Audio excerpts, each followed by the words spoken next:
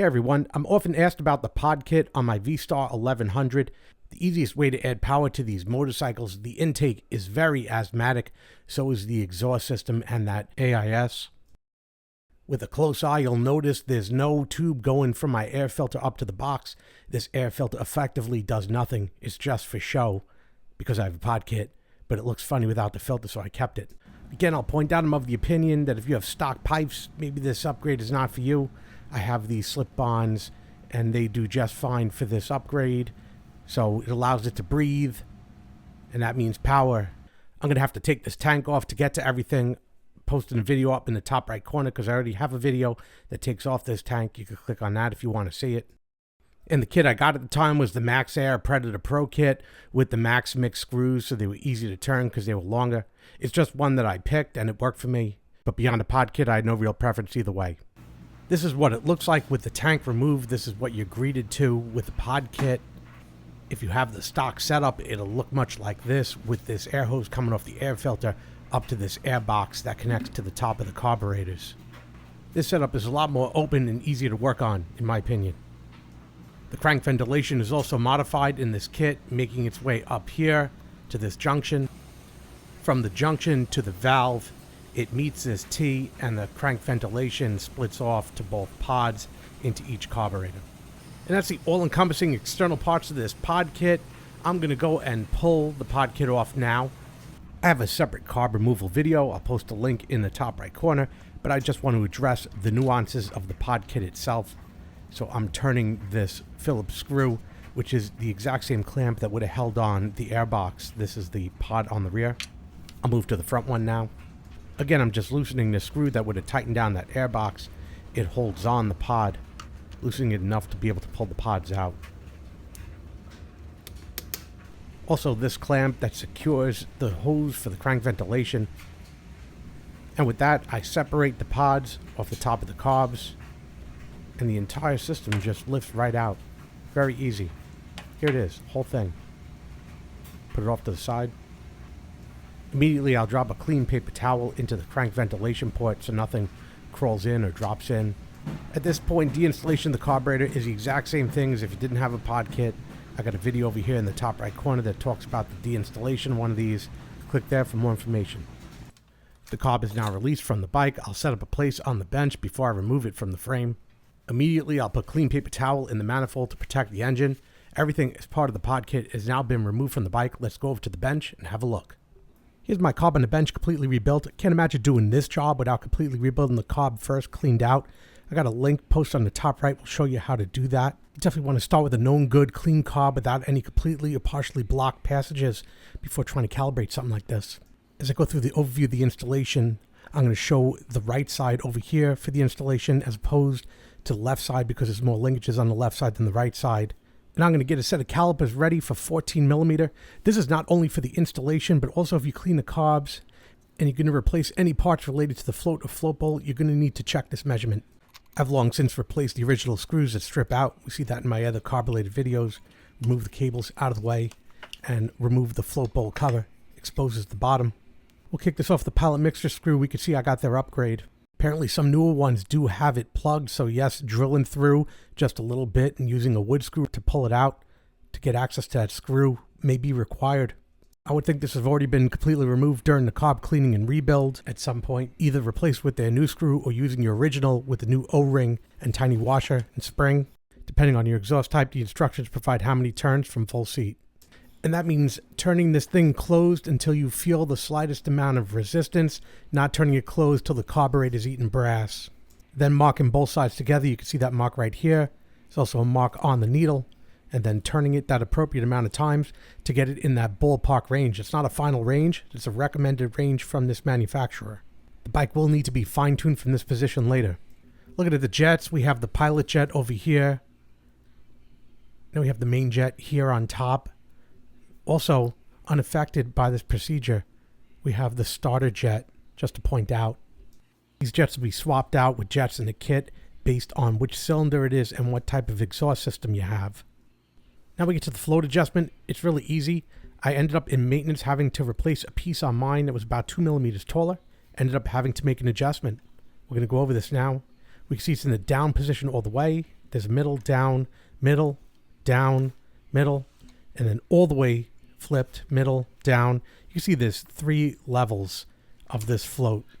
Not in practice, but just for this demonstration, it would never be an upside down motorcycle.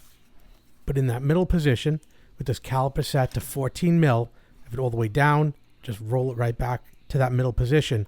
I got this set up so this can dance right over that pontoon at the highest point when that caliper, whoop, I slipped. This could dance right over the pontoon when it's perfectly flush against the cover, just like that. That is just like 14 and a nanometer. Just like that, perfectly set up. That's the ideal setup for this. Let's consider you measuring a 14. You were coming up to here. This is how it was measuring. And you needed to adjust that pontoon to come down. You take a small flathead like this, hold it against this edge of the carb, and bend this tab upwards. As you bend the tab upwards, that would remediate that and bring it closer to that 14 where you would want it. This would come down. Bending it up would bring this down. Inversely, bending the tab down will bring the pontoon up. Use small increments and always recheck your work over and over till you got it perfect. Same procedure on the other one. It's that simple. Once I mess with the float, so I like to connect a hose to the fuel inlet and do a quick leak test. Turning it up and down to make sure it closes and it's airtight. This one is good. Before we move to the top, we're going to close out the bottom so we don't bump the float, change any adjustments or whatnot. Put that cover on, close up those screws. Recommendation has this hose here cut on a 45-degree angle as shown. Looks like I cut my teeth. I know what I was thinking back then. But yeah, cut on a 45-degree angle, inserted it in this slot. I just reconnected all the electrical wiring I had taken off.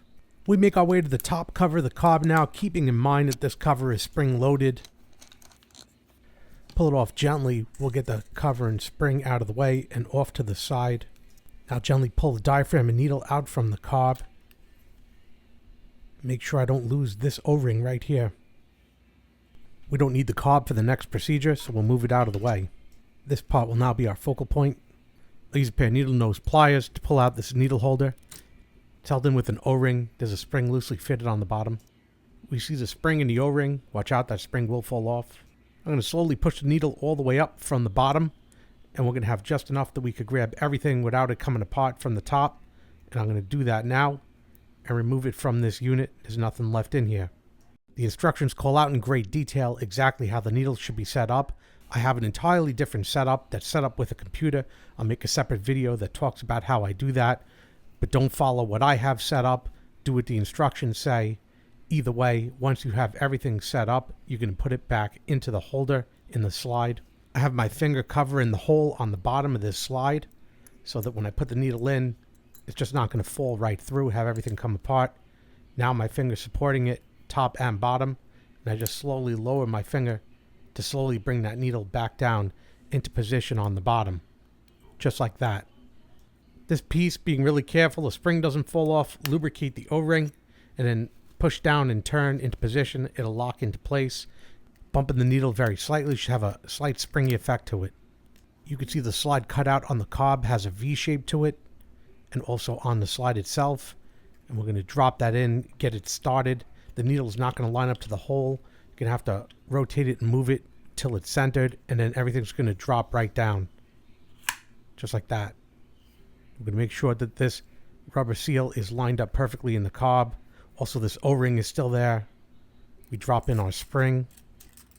This side of the cover has a little provision for that O-ring right there. We line up the holes. Seat everything down flat. And we'll start turning in the screws. This side's a regular screw. The other side is a bracket for the choke cable. Lined up. Tighten everything down snug. Give this a little test. We should feel a little pressure. Everything's good. I've already got a video for installing the carburetor back to the bike. Link posted on the top right over here. Take you to it. The carb is back in now. Before we do any pod kit related activities, I like to do some maintenance on mine. Again, we see the original breather hose coming up to this valve over here. Comes up to the T. I would like to remove the air filters from this T-fitting. They pop right off. They come disassembled and they're put on just like that. These metal extensions are held on by this strap. They come separated, as I remember. We're going to leave those on there. I have a standard Canon air filter cleaning kit. We're just going to spray this cleaner on there, coat the entire surface. We're going to do this on both of these air cleaners. And this is a extremely base substance, so make sure you wash your hands. Leave these to soak for 10 minutes. After 10 minutes, I use lukewarm water, cleaning from the inside outward. This is just a very low pressure sprayer, just a gentle spray that comes with the sink. And then I rinse the outside when I'm done. This is done on both of them. Give them a little shake out. I don't use air to dry these things because that'll damage the cotton inside. Here's both of them done. They're nice and clean now. What I do is I bring them into the air conditioning. I'll let them dry for a couple days inside. The Canon oil comes with the air filter cleaning kit. So I spray it at a distance to evenly coat the cotton. I'm not trying to drown it in oil. It's cotton, so there's going to be a wicking effect. So an evenly applied coat is allowed to settle in. So even if it's not entirely covering the whole thing, over the course of about, 10 minutes or so, it's going to make its way and apply evenly into all of the cotton. So you're not going to drown it and make it dark red. We're looking for just a red silhouette to form over the course of 10 minutes, and then you could reevaluate it after 10 minutes. If there's a problem, if it's too light, you could put a little more on. But you can see now this is evenly applied after 10 minutes of sitting there. These all look good. It's not drowning in oil. I see a lot of that. Now what I'm going to do is I'm going to go and just take a paper towel and wipe off the excess that's on the plastics of this air filter. The connectors are bob fittings, so as I push it through the grommet, give it a little wiggle like that. Push the other one through just the same, a little bit of a wiggle, and we're done. Removing my paper towel, I'll now guide that crank hose under the frame to get that hose into position and just place that right back in. And I'll seat these two pods onto the hoses off the carburetor. I want to get them flush and on there. And I'll rotate the pods so they're not pushing or rubbing against the frame. We can see that they're seated nicely now. This one is not pushing against those throttle cables. This clip for this hose, I'll turn around, lower it and lock it back in position, and then push it out of the way. I'll tighten down these pods now while holding them down so they stay seated using a screwdriver and just snugging them. We don't want to torque the hell out of them and strip that screw out. I've been cycling the ignition several times. Bowls are filled and I don't hear it ticking, so it's not losing gas anywhere, though I'm still inspecting all around to see if there's any gas leaks. If there was, I need to remove the carbs and see what's wrong. All linkages are checked, like the choke here, as well as the throttle. I did have a mechanical throttle issue on the carb, which was the reason I removed this carb in the first place. I have my carb synchronizer here on standby. If you didn't mess with the sync screw, we should be in the ballpark to get this engine running.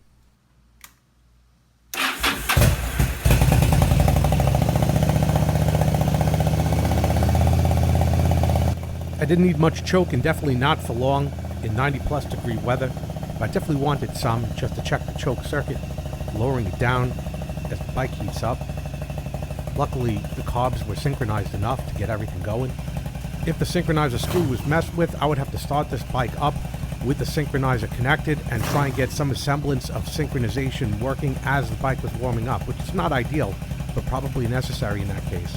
I could hear a slight hollowness on one pipe at idle that tells me that there's a minor pilot screw adjustment that's going to be done on one of the carbs.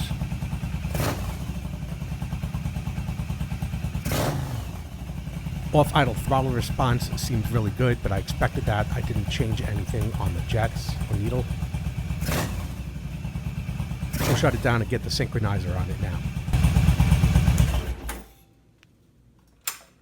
But first we're going to go in one more time, have a look at everything on, in, around, and under the carbs for any leaks, any signs of any problems whatsoever.